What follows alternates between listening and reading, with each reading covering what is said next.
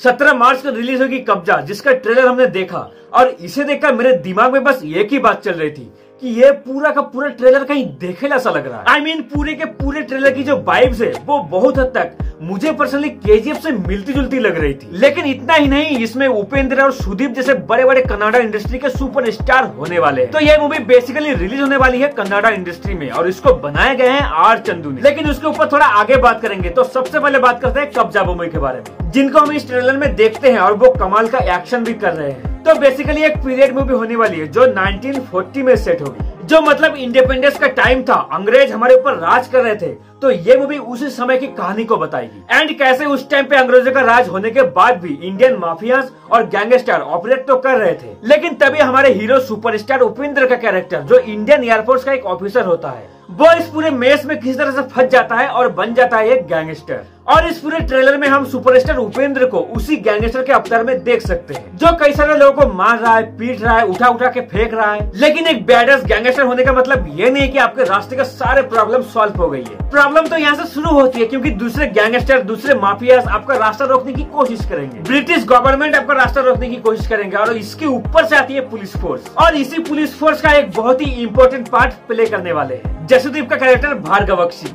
अब ये दोनों ही कन्नाडा इंडस्ट्री के बहुत ही बड़े सुपरस्टार हैं और जब ये कोलाइड करेंगे, आपस में इसका क्लैश होगा तो देखने में बहुत मजा आएगा। एंड सबसे बेस्ट पार्ट ये है कि हमको ज्यादा दिन वेट करने की जरूरत नहीं है। अब अगर मैं इस पूरे ट्रेलर के बारे में बात करूँ तो देखो, बहुत ही ऑब्वियसली जब इस पूरे ट्रेलर को देखना शुरू करते हैं तो हमको समझ में आ जाता है कि इसकी इंस्पिरेशन कहाँ से ड्रा हो रही है, केजीएफ से। इसका बैकग्राउंड स्कोर, इसका सिनेमेटोग्राफी स्टाइल, इसके नरेशन करने का तरीका, ये सारे की सारी चीजें केजीएफ से बहुत ही ज्यादा सिमिलर वाइब दे रही है। और मैं ये नहीं बोल रहा हूँ कि it is a bad time. I mean, वो सिर्फ एक प्रेजेंटेशन का स्टाइल है। आपकी कहानी अपने आप में यूनिक होना चाहिए and that is all what matters. लेकिन हाँ, मैं इन चीजों को डिनाई नहीं करूंगा कि सिनेमेटोग्राफी, डायरेक्शन का स्टाइल, वो जो एक डार्क कलर का फिल्टर लगाया हुआ है, वो सारी की सारी चीजें केजीएफ से बहुत ही ज्यादा रिजेंबल कर रही है। लेकिन हाँ, इसी केजीएफ से सिमिलर फील और अपेयर होने के बड़े बड़े दो रीजन और भी हो सकते हैं, और ये है कि इसकी म्यूजिक कंपोजर और स्टंट कोरियोग्राफर दोनों केजीएफ वाले ही है। फिर इसके अलावा एक दो चीजें और भी है जो मैंने